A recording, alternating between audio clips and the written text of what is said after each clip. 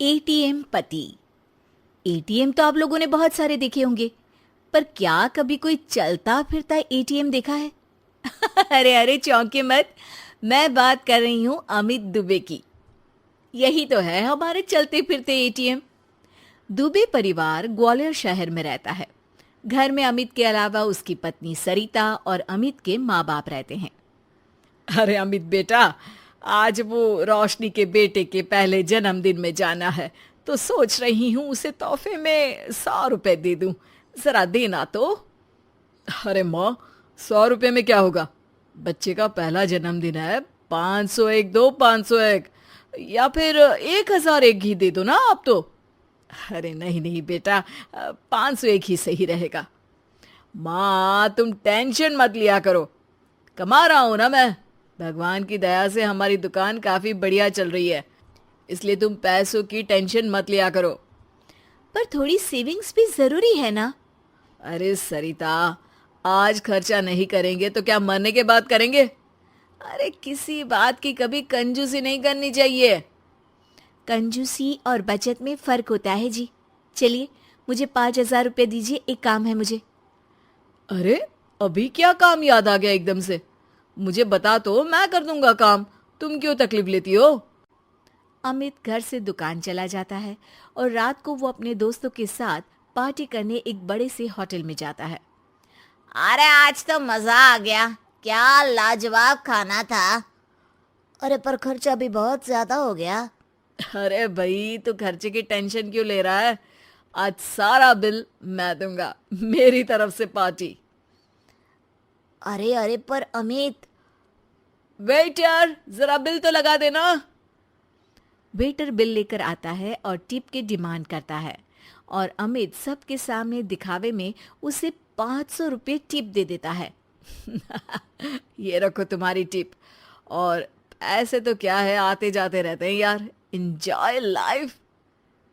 Party के बाद अमित घर आता है और सरिता उससे कहती है, आप पूरी दुनिया में पैसे बांटते फिरते हैं, लेकिन जब मैं मांगती हूँ तो आप कुछ ना कुछ बहाना बना देते हैं। आखिर मेरी भी कुछ ज़रूरतें होती है ना? अरे सरिता, ये कैसी बात कर रही हो तुम? पत्नी हो तुम मेरी, जो मेरा है वो सब तुम्हारा ही तो है। तुम बताओ किस चीज की कमी है हमारे घर में? और तुम कौन सा कहीं अकेली जाती हो? मैं तो हमेशा रहता हूँ तुम्हारे साथ। तुम्हारा चलता फिरता एटीएम। सरिता को मन ही मन में ये बात खटकती है कि अमित उसका ख्याल अच्छे तरीके से नहीं रखता है, बस दुनिया के सामने अपनी शान दिखाता फिरता है।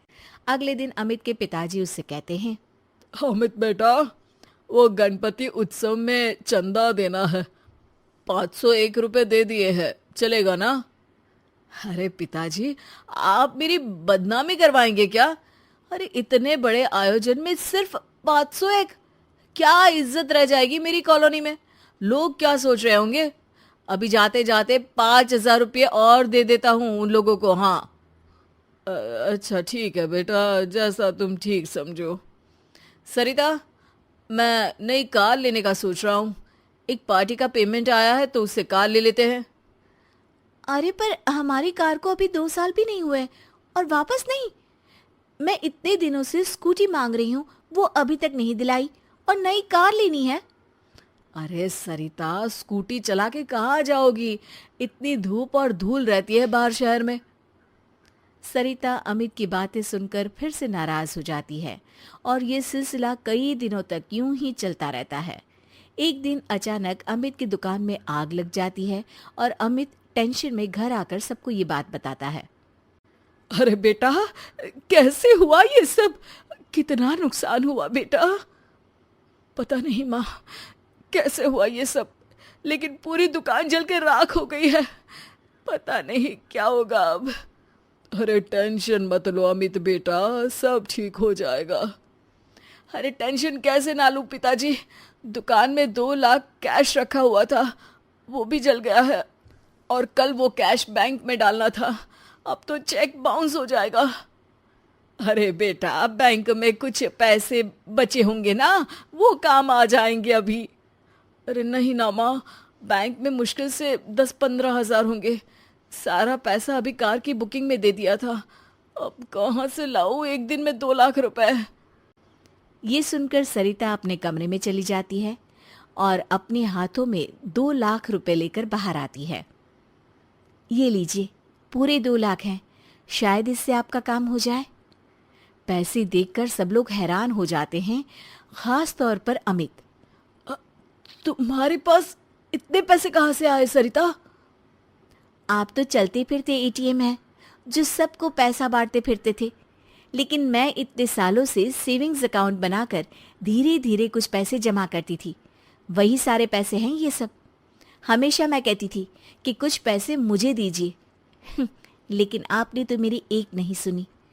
वाह बहू वाह, अमित हमेशा एटीएम की तरह पैसे बहा देता था, लेकिन तुमने बैंक के लॉकर की तरह पैसे अपने पास जमा करके रखे। शाबाश बहू। सरिता की बातें सुनकर अमित को अपनी गलती का एहसास होता है।